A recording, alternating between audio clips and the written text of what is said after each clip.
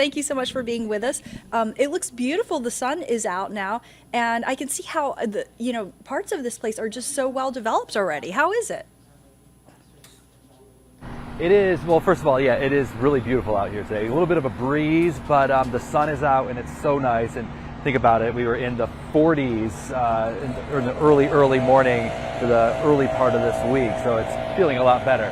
But yeah, I want to kind of show you around right here, because this is Assembly Boulevard, and then we've been talking about this all morning. You can see in the distance there the Assembly sign. That is brand new. That was installed yesterday afternoon. It took all afternoon to put up. All of those new letters right there, they're all lit in LED lights, each letter standing just about a little over 11 feet tall, and it's on that old pedestrian bridge. That bridge was a part of the GM assembly plant. The workers would actually walk that bridge every day to get to work. The railroad tracks go underneath that. Railroad track's not there anymore, now it's a rail trail, but when they deconstructed this factory after it closed, they managed to save a lot of different items, and that right there is one of the things they saved. They wanted to make sure they preserved it because it is kind of a historic icon of what this property once was, and now moving forward what it will be. And it really does look beautiful, especially at nighttime. I'm sure. I can imagine it is. I know. I shared with our viewers some of the stories that you put together this week, introducing everyone to Assembly Atlanta, and then the story that you did about public access. I know you worked on a story about catering in the movie industry. We haven't gotten to that one yet, but what else do you want people to know about Assembly Atlanta?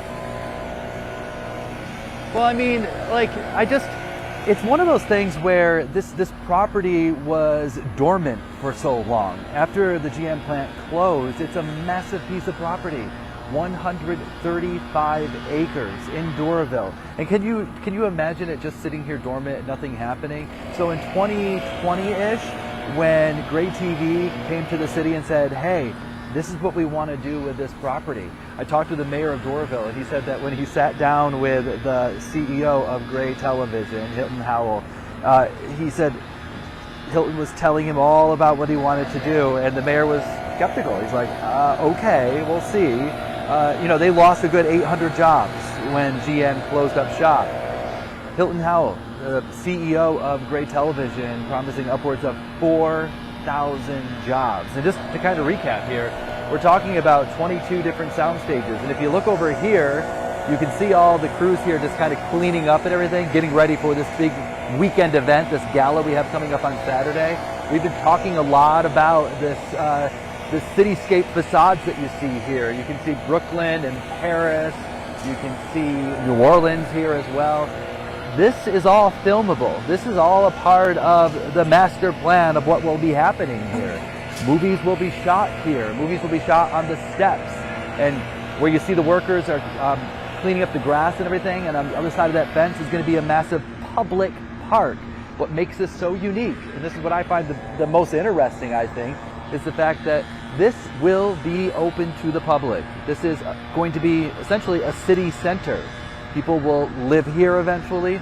People will shop here eventually. People will be sitting at cafes, having coffee and having some drinks and maybe having some dinner right here. Oh, and by the way, a lot of those restaurants and cafes are going to be coming directly from this area. Buford Highway, not that far from here. And if you're from Atlanta, you know Buford Highway is this melting pot food mecca from around the world. So many different things to check out.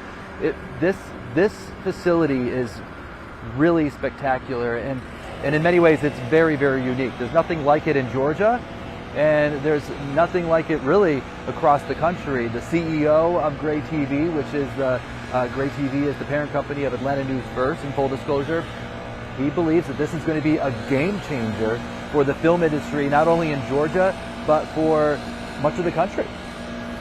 Yeah, absolutely. And, they've really been successful in showing what Georgia can do in terms of the film industry, really becoming the Hollywood of the South. Maybe they should start calling Hollywood the Atlanta of the West.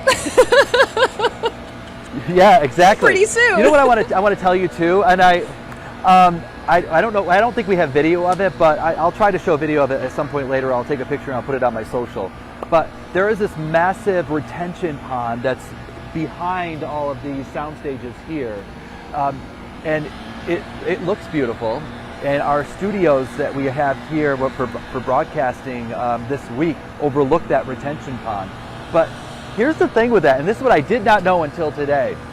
So from what I understand, Jaws, the movie, everyone knows that movie. It was filmed in like 2 to 3 feet of water. And they used a similar retention pond to do that. Well, now we have one here, right here at Assembly Atlanta. It's 3 feet deep. The water can be pumped in and out really quickly. So if you want to set up like Pirates of the Caribbean and build a whole set right in that pond, they'll take the water out, build the set, they'll pump the water back in, and it can all be done right here on a back lot here at Assembly. I mean, it really is incredible. And then if you need some indoor shots, you can walk 50 feet into a soundstage and shoot that in there, but then you need a city shot, another 25 feet, come outside, and you can film outside here. I mean, it's really incredible, streamlining the film and TV industry. Yeah. And I just called up that video showing the renderings there of the retention pond, and you know, it's now pretty much complete, it seems like. But it's incredible, Don. I know you've had a really busy day and you're continuing to have a busy day. Any final thoughts before we let you go? Oops, I think I may have lost you. I think we lost you. Oops. Hi, Don. I don't know if you can hear. Can you hear now me I hear now? you. Okay. I hear you. I hear you. Sorry. Yeah, Yep, I hear you. I mean, it's. Thank you for your reporting. It looks like an incredible facility, but you've done an incredible job of really highlighting how everything that it has to offer, and also how it's going to revitalize Doraville, which is so needed after the closure of the General Motors assembly plant. Any final thoughts, though, before we let you go? I think that, like, my final thoughts for today, I would just say that it's all about the behind the scenes. And we talk about that in TV and film, right? There's this massive group of people who are making everything happen, right? The same can be said about what's happening here right now. The construction crews that come in, we get here at 3:30, 4 o'clock in the morning. Those construction crews are making their way in as well at that hour, and this is what they're doing. They're putting up all the finishing touches. They're cleaning everything up. Everything is pretty much built now, and now it's just cleaning everything up, putting those finishing touches, making it sparkle, getting it ready for this weekend. I can tell you right now, this is Assembly Boulevard.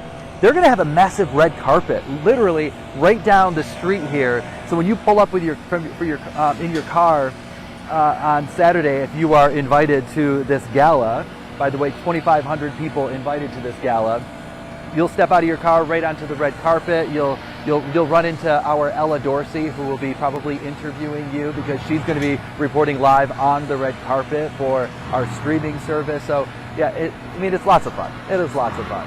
But I want to give props to everyone behind the scenes making this all happen.